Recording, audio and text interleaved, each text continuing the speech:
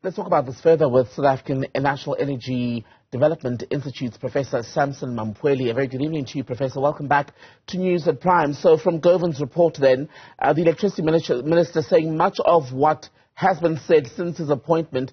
Is he telling us anything new about this crisis? Good evening to you and the viewers. I think the one thing that's slightly new is the fact that he has now met with the president and the two other ministers responsible for the sector, Minister Godhan and Minister Mantashe. He's talking about emergency procurement. We've done emergency procurement in the past. There are some projects that are being built now from the risk mitigation procurement process. We have the car power ships that have not been able to proceed because of mainly of environmental issues. And those can be, and also the longevity of the contracts that may be challenged in courts. I've heard that there are discussions or talks around shortening the contracts for the car power ships so that they can come and provide the necessary energy. So there isn't much new in terms of the actual resolution or resolving of the energy crisis, as it were. The power station that he visited, if those 3 units come back to life, then they will be able to add about 2,400 megawatts. That's quite a huge milestone if Eskom is able to provide that.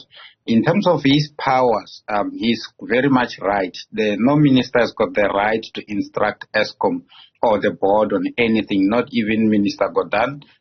Their role is basically political oversight, as well as new generation capacity from the Minister of Mineral Resources and Energy. I hear him talking about the emergency procurement and the generation capacity. Those powers, as things stand, sit with the Minister of Mineral Resources and Energy through the ministerial determination as provided for in the IRP. So we will be watching the space maybe to see if those powers will be moved across to the electricity minister so that he can be able to do ministerial determinations, or he could sit with the Minister of Mineral Resources and Energy and work together with him, which is what some of us anticipated anyway. It still doesn't paint the best picture, does it, to appoint someone into a role and then only spend the next few months trying to define the extent of their powers and what they can do, especially when this was a role, for all intents and purposes, created to respond to a national crisis? Yeah, for me, there was never a question of the role of the electricity minister. And I was quite surprised when he himself came out and said, well, I don't know what my role is. Because for me, it was quite clear from the beginning. The Minister of Mineral Resources and Energy is still responsible for regulation and new generation capacity through the IRP determinations.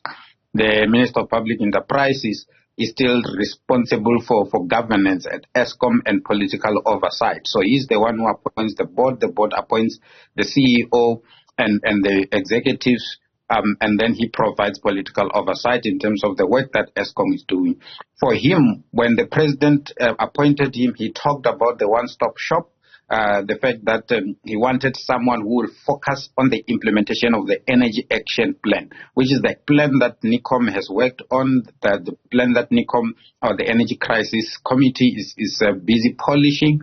And from where I was standing, I was thinking that this minister will come in and focus specifically on that particular plan, firm it up, work with the two other ministers in terms of managing what needs to be done, creation of that one-stop shop where everything will be coordinated from, which is kind of a national coordination office for implementation of the Energy Action Plan.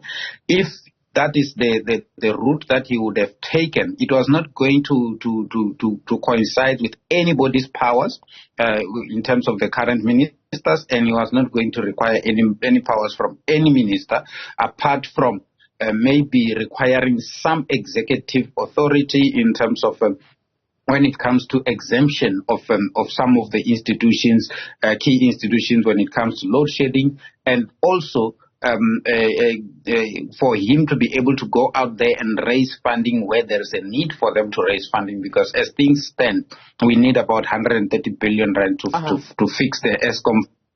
And we need about 180 billion rand to fix the grid, which Minister Mantashe talked about 2-3 days ago.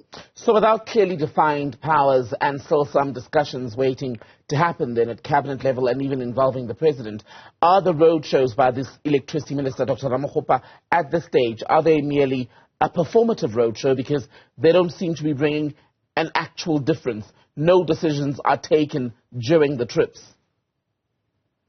Yeah, I've criticized those road shows in the past, and I've said I don't know where they fit in the energy action plan.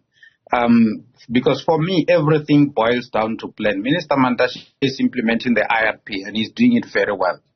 In my view, the IRP is now being revised, and we expect that he will continue to implement it very well. He's fast-tracking the bringing in of new generation capacity in line with the provisions of the Energy Action Plan that has been announced by the president. There's work that is taking place at NECOM.